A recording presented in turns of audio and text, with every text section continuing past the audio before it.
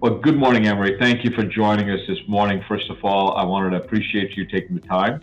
Can you tell us a little bit about your position, your title, and a little bit about your company and what your day-to-day job looks like? Yes, thank you. I'm glad to be here with you this morning.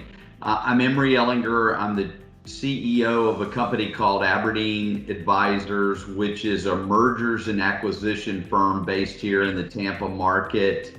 I My day-to-day assignments, or what I spend my day is really meeting with business owners about transitioning their business, selling their business, either all or part of their business. And so I'm talking to them about, are they prepared, valuation, what's their timing, what's their goal. So I get to meet with a lot of really neat entrepreneurs, and I also have a team of people that have built companies and sold them that work at Aberdeen. We call it the Aberdeen team.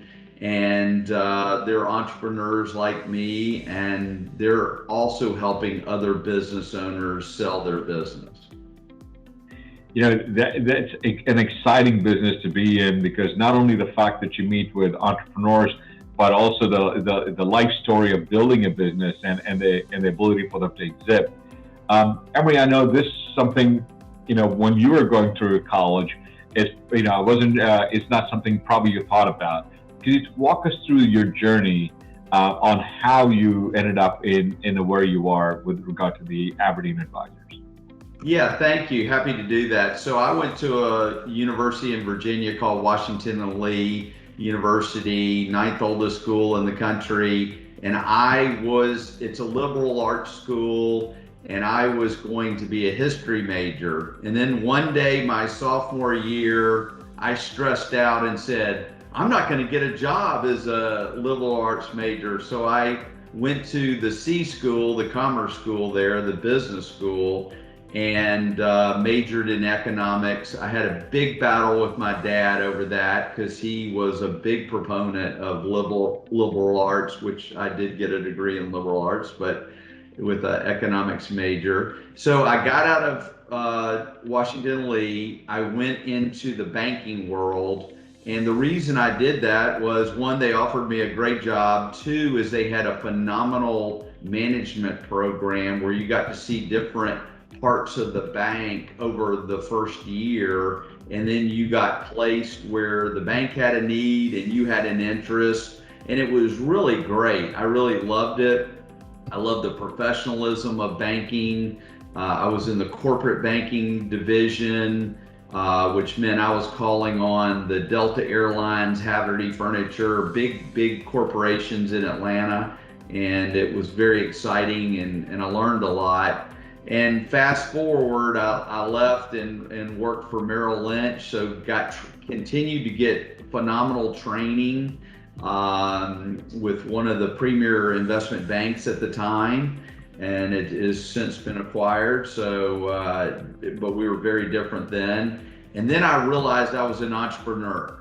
And so, I didn't wake up and go, I'm an entrepreneur, but I was like, they're having a lot of meetings about meetings. And culturally wasn't the right fit. And I started a marketing company at age 26. And I did what every single man in Atlanta wanted to do at the time. Was I moved back in with my parents, and because I was going to start this venture, and I had no money. So part of this journey is, if you want to be successful, or you have to take some risk in life, and I did that, and it worked out, but it could have failed too. I mean, it was really hard to get the business going. But then ultimately, we were a good-sized company. We had 3 companies. We were doing direct marketing for Delta Airlines, American Express, and the Olympics. But this was, took a long time to get to the point where you could land those kind of companies. Long story short is, I sold the business. The businesses, there were 3 of them.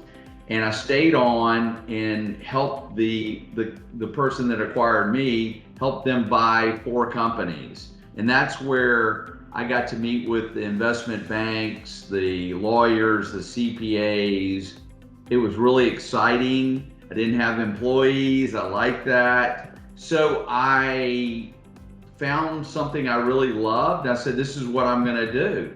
And so I called the biggest investment bank in the South at the time, which was Robinson Humphrey, which is now part of SunTrust, which is now merged with BB&T.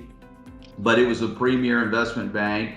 And I called them and said, hey, I'd like a job in investment banking. And I'm thinking, I'm the perfect person, right? I've just done a bunch of deals. I'm a business major. And they asked me, where did I get my MBA from?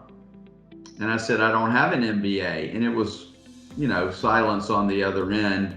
And what it taught me was, because I then called Dean Witter and a few others and got the same response. And what it taught me was, I'm not what they're looking for. I'm an entrepreneur. They're looking for MBAs and finance and accounting people to do financial analysis, and I really wasn't a fit.